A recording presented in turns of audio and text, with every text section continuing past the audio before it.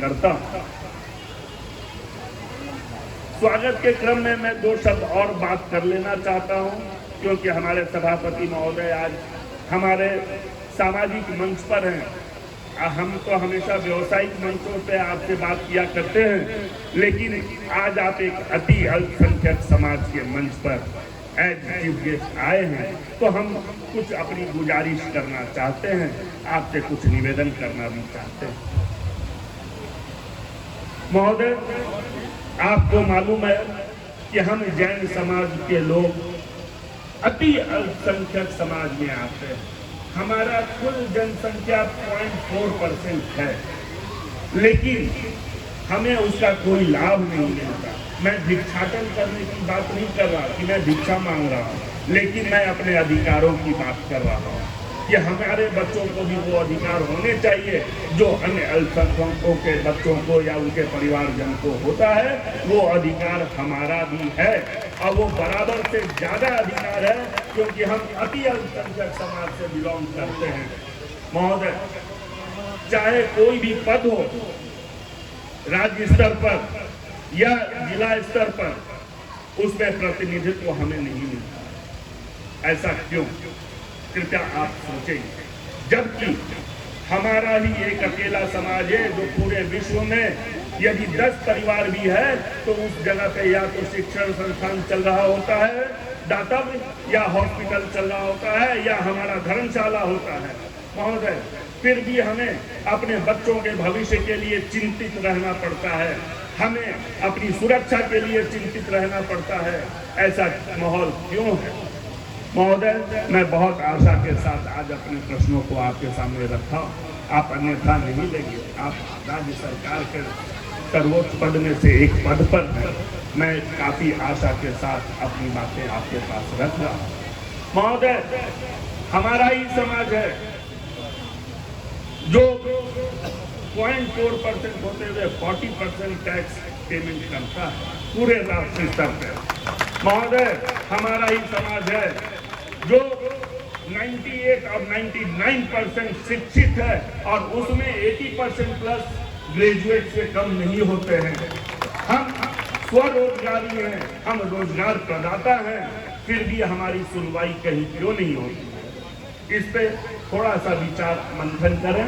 और ये बात मैं सिर्फ आपसे नहीं कह रहा हूँ, मैं अपने उन युवकों से भी कहना चाहता हूँ कि बिना मांगे कुछ नहीं मिलता है। इसलिए बच्चों, तुम अपने अधिकार मांगने की भी बात करो, अपने अधिकार के लिए लड़ने की भी बात करो। जाने दो, सब चल रहा है, ऐसा कहने से नहीं चलेगा, क्योंकि आने वाला दिन जिस प्रकार आरक्षण के घेरे में घिरता जा रहा है, आपको कोई काम नहीं मिलेगा। आने वाले दिन में कहीं सरकार लाइसेंस पे भी आरक्षण का कोटा न लगा दे। यदि आपको कपड़े का व्यवसाय करना है तो आपके पास 5% सीट है व्यवसाय करने के लिए। इसलिए हम ये मांग करते हैं कि आप यूथ अपने कर्तव्यों के साथ साथ अपने अधिकारों की भी बात करना सीखें। तभी आपका समाज जो आज इतनी बुलंदी के साथ सभी के सामने आंख से आंख मिलाकर बात करता है, आप भी बात करने योग्य होंगे। नहीं तो आप किसी से आंख मिलाकर बात करने योग्य नहीं होंगे। आपको अहिंसक के साथ साथ कायर माना जाएगा, दब्बू माना जाएगा। इसलिए बच्चों, आपको यह सोचना होगा, समझना होगा कि हमें अपने अस्तित्व के लिए अधिकारों की आवश्यकता है, सरकार से संरक्षण की आवश्यकता है, जिसका प्रावधान सरकार के पास है। चूंकि हमने कभी मांगा नहीं, इसलिए हमें वो मिला नहीं। हमें उन प्रावधानों को उजागर करना होगा, अपने लोगों तक पहुंचाना होगा, और उसके सारे लाभों को लेने के लिए हमें यदि आवश्यकता हुई तो आज महावीर जयंती समिति के सचिव होने के नाते मैं यह आपको एश्योर करता हूं कि आप एक समिति बनाइए और पढ़िए कि कहां कहां आपको क्या प्रावधान के अंतर्गत संरक्षण मिल सकता है। आप उसको पढ़िए, स्टडी कीजिए, आवश्यकताओं हम लोगों से कहिए, हम उसकी तैयारी कराएंगे और आप सरकार के सामने अपनी बातों को रखिए। तभी आपको अधिकार मिलेंगे, तभी आपको संरक्षण मिलेगा। आप अन्यथा न लेंगे, क्योंकि ये एक जनरल बात है। आपके सामने इसलिए कह रहा हूं कि आप कभी जब अकेले में होंगे, आज के दिन को याद करेंगे, तो हमारी बातें भी आपके पास आएंगी और आप सोचेंगे कि हम इन्हें कैसे कुछ दिला सकते हैं। महोदय, आज का यह कार्यक्रम सांस्कृतिक कार्यक्रम है, साथ में कुछ विद्वजन की बातें होती हैं। हम अहिंसा, जियो और जीने दो पे बात करते हैं, क्योंकि जियो और जीने दो, अहिंसा, दोनों एक ही मतलब है। दोनों शब्दों का, दोनों माने तीनों शब्दों से मतलब एक ही निकलता है, जियो और जीने दो या अहिंसा। अहिंसक होने से लोगों के मन में ये भावना रहती है कि अहिंसक समाज है, जैन समाज है, ये तो कायर होते हैं, एक बार धुपकी देंगे अंदर चले जाएंगे। महोदय, हमने हथियार रखा है, चलाना छोड़ा नहीं।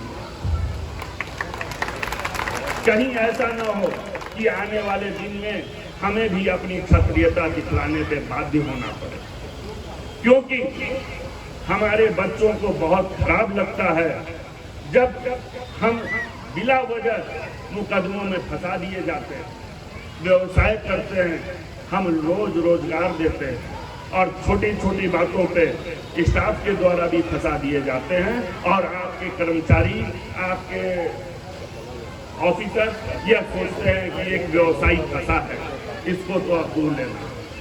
तो ऐसी सोच भी आपको हटानी है, क्योंकि हम इसी धरती से उपजे हैं, हम किसी बाहर से आकर बसने वालों में नहीं हैं।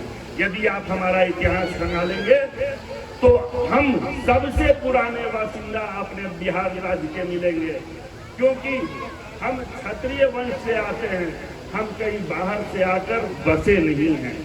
लोग, मुझे कई बार ऐसा बताना पड़ता है लोगों को, हम पब्लिक में जुड़े हुए हैं, बहुत से ऐसे मौके आते हैं, लोग बताते हैं कि हम एजे के बानी जन साहब, तो हमको भी बताना पड़ता है कि 100 साल से हो आराम है, 40 बरस से बानी। तो मुझे कहना पड़ता है, मैं जिस घर में रहता हूँ वो 680 साल का, तो उसका कागज मेरे पास है।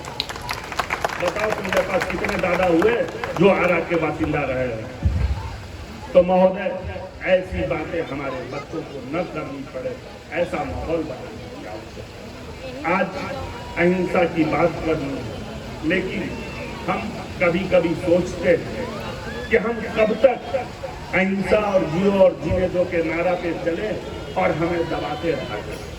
मैं सिर्फ आपसे नहीं, मैं यहाँ के बैठे सभी 400 लोगों से बात कर रहा हूँ कि आपको भी अपनी सोच बदलनी होगी, अपने अंदर एक जागृति और आत्मसम्मान, आत्मविश्वास की बात लानी होगी, तभी हम आप अपने समाज को एक संरक्षण दे सकते हैं, अपने बच्चों को संरक्षण दे सकते हैं। खैर, मैं थोड़ा सा भटक गया। जियो और जीने दो में हमने ये सीखा है कि सिर्फ किसी मनुष्य को, किसी प्राणी को मारने से रोक देना ही जीने दो की बात पूरी नहीं करता। जीने दो की भावना तब पूरी होती है जब मुझे यह पता चलता है कि बगल वाला भी भूखा सो रहा है और मैं उसके यहाँ 2 रोटी भेजने के साथ एक रोजगार की संभावना को उससे को प्रेरित करूं कि तुम स्वरोजगार में आओ, क्योंकि भीख देना भी हम नहीं अच्छा मानते हैं। मुफ्त में खिलाया गया रोटी उस व्यक्ति को कोढ़ी बना देता है। यदि हम 4 दिन किसी एक व्यक्ति को मुफ्त में खिला दें तो 5वां दिन वो मुफ्त का खाना अपना अधिकार समझता है, और जिसको मुफ्त में खाना मिलने लगेगा वो महोदय काम करना नहीं चाहेगा, वो देश के ऊपर बोझ हो जाएगा, समाज के ऊपर बोझ हो जाएगा। इसलिए जीने दो की बात जब आती है तो हम बात करते हैं कि इसे स्वरोजगार में लगाने की बात करो, कि ये 2 रुपया अपने से कमाए, अपनी मेहनत से कमाए। तब जीने दो की बात आती है। जियो तो हम जी ही रहे हैं, हम तो अपना व्यापार कर ही रहे हैं। जीने दो की बात तब आती है। अहिंसा, अहिंसा से मारने से रोक देना या कोई और पशुवध कर रहा है उसको मना कर देना कि मत मारो, छोड़ दो, अभयदान दे दो, वो अहिंसा नहीं। सिर्फ उतना ही अहिंसा नहीं है। अहिंसा का मतलब है मन, वचन और काया, तीनों से मैं सामने वाले का दिल ना दुखाऊं, वो अहिंसा की श्रेणी में आता है। महोदय, इसके साथ ही मैं अपनी बात को विराम देता हूं। और एक बार पुनः यहाँ उपस्थित सभी का मैं अभिनंदन स्वागत करता हूँ। धन्यवाद।